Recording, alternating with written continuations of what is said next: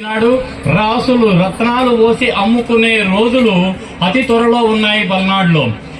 ఆయన అంటాడు, చిన్న చిన్న రాళ్లు చిల్లర దేవుళ్ళు, నాగులేటి నీళ్లు నాపరాళ్లు, సజ్జ జొన్న కూళ్ళు సర్పంబులు తేళ్లు, పల్లె నాటి సీమ పల్లెటూళ్ళు అన్నాడు. ఆనాడు పల్నాడు గురించి ఎప్పుడు ఇప్పటికి ఖచ్చితంగా 600 సంవత్సరాల నాడు కవి సామ్రాట్ శ్రీనాథుడు. కానీ అది అప్పటి నేపథ్యం. ఇంకొక మాట కూడా అన్నాడు, ఏముందిరా అక్కడ మంచినీళ్ళు దొరకవు, ఆకలి సరిగ్గా ఉండదు, రంభ కూడా ఏకులు వడుకున్నాడు. అసలు ప్రపంచ అందగత్త అయినా కూడా ఏకులు వడకాల్సిందే, దిక్కు లేదు అక్కడ అని. కానీ ఈనాడు మాన్య ముఖ్యమంత్రి వర్యుల నేపథ్యంలో ఇక్కడ జరుగుతున్న అభివృద్ధి కార్యక్రమాలన్నీ మనం చూస్తూనే ఉన్నాం. ఇక కొద్దిగా చరిత్రకు వద్దాం.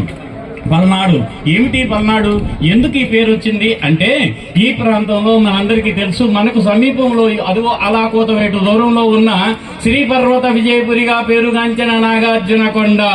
దానికి ఆ పేరెందుకు వచ్చిందో మీకు తెలుసు. రెండో బుద్ధుడుగా కొనసాగిన ఆచార్య నాగార్జునుడు నడయాడిన నేల. అందుకని ఆయన 30 సంవత్సరాల పాటు అక్కడుండి అత్యద్భుతమైన తాత్విక గ్రంథాలను రచించి మాధ్యమికవాదాన్ని అందించిన వాడు ఇక్కడి వాడు. అందువల్ల అది నాగార్జున కొండ అయింది. అమరావతితో పాటు నాగార్జున కొండ చూడటానికి ప్రపంచ పర్యాప్తంగా వస్తారు.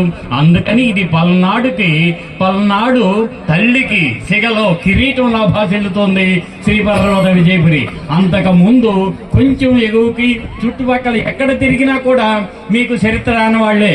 ఇందాక కృష్ణమూర్తి గారమ్మటే వెళ్తే ఆయన తపన చూశారు కదా. ఒక పక్కేమో శ్రీనాథుని వ్యంగ్యం, మరో పక్క జంగా కృష్ణమూర్తి గారి తపన తపన తపన అంటే మీకు తెలుసు కదా. ఎందుకు ఆ తపన? ఈ ప్రాంతం వెళ్లి విరియాలి, ఎక్కడో కొద్దిపాటి వనరులున్న పర్యాటకానికి హంగులద్ది రంగులు దిద్ది దాన్ని ప్రపంచవ్యాప్తంగా చేసుకుంటున్నారు కదా ప్రచారంగా. అదిగో అలా కాదు, ఇక్కడికి రండి. నాయకురాలు నాగమ్మ గుడి.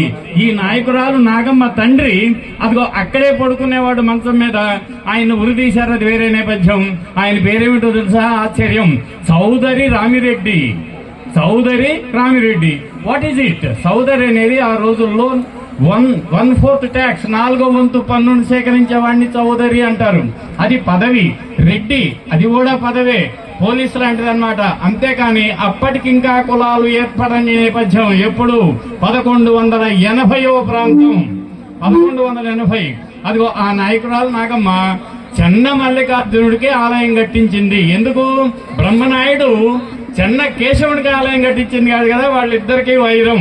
ఆ వైరం వర్ధతే విద్య అన్నట్లుగా వాళ్ళిద్దరి మధ్య ఉన్నటువంటి ఒక వైరం ఈ ప్రాంతంలో 2 మతాల అభివృద్ధికి దోహదం చేసింది. అదిగో ఆలయం ముందు మీరు కనుక అలా చూస్తే చెన్న మల్లికార్జున ఆలయం అని ఉంటుంది. దాని మీద దయచేసి శాసనం అప్పటిది ఉంది.